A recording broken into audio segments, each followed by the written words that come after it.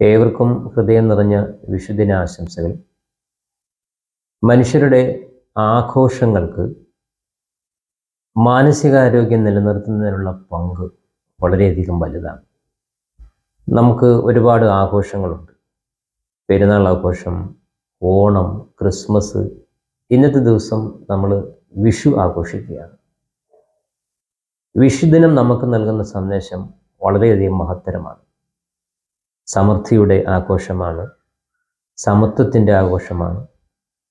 അതോടൊപ്പം മനസ്സിലാക്കേണ്ട ഒരു കാര്യം, നമ്മുടെ ജീവിത ശൈലിയിൽ ഉണ്ടാകേണ്ട അഭികാമ്യമായ ഒരു മാറ്റത്തിൻ്റെ ഒരു നാഴികക്കല്ല് കൂടി വിഷുദിനം നമുക്ക് നൽകുന്നു. A reasoned wake up in the every morning ഒരു ഇക്കിഗായി പ്രിൻസിപ്പിളാണ്. രാവിലെ എഴുന്നേൽക്കുന്നതിന് വ്യക്തമായ ഒരു കാരണം ഉണ്ടാകുക എന്നുള്ളതാണ്.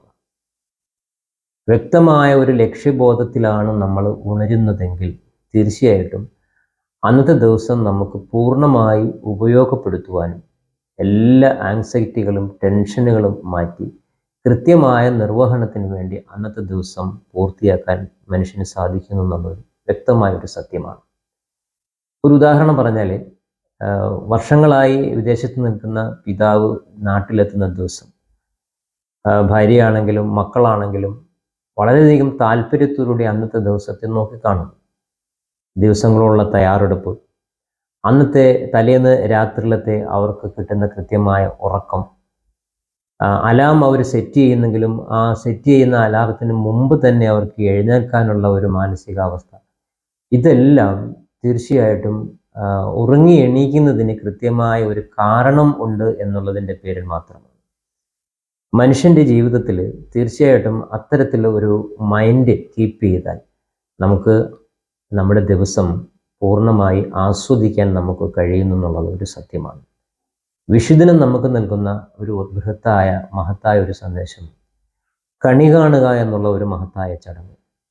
ഈ ഒരു ആചാരത്തിൽ ആ കുടുംബാംഗങ്ങൾ എല്ലാവരും കൂടിച്ചേർന്ന് തലേന്ന് തന്നെ ആവശ്യമായ എല്ലാ പ്ലാനിങ്ങുകളും നടത്തി അന്നത്തെ ദിവസം വളരെ ഭംഗിയായി കിടന്നുറങ്ങി രാവിലെ എഴുന്നേൽക്കുന്നത് ഒരു മഹത്തായ ഒരു ആഘോഷത്തിൻ്റെ ഒരു ചടങ്ങായി അതിനെ മാറ്റുമ്പോൾ ആ കുടുംബാംഗങ്ങൾക്ക് നൽകുന്ന ഒരു മാനസികമായ സന്തോഷം, ഉണർവ് നമുക്ക് പ്രവചിക്കാൻ കഴിയുകയില്ല.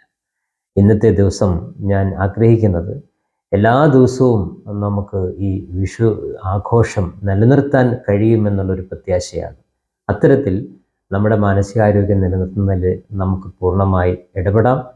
ഒരു സൗഹൃദത്തിൻ്റെ, സൗഹാർദ്ദത്തിൻ്റെ, പ്രത്യാശയുടെ, സമൃദ്ധിയുടെ ഈ വിഷുദിനം എല്ലാവർക്കും ഒരിക്കൽ കൂടി ആഘോഷിച്ചുകൊണ്ട് എല്ലാ നന്മകളും നേരുന്നു. നന്ദി, നമസ്കാരം.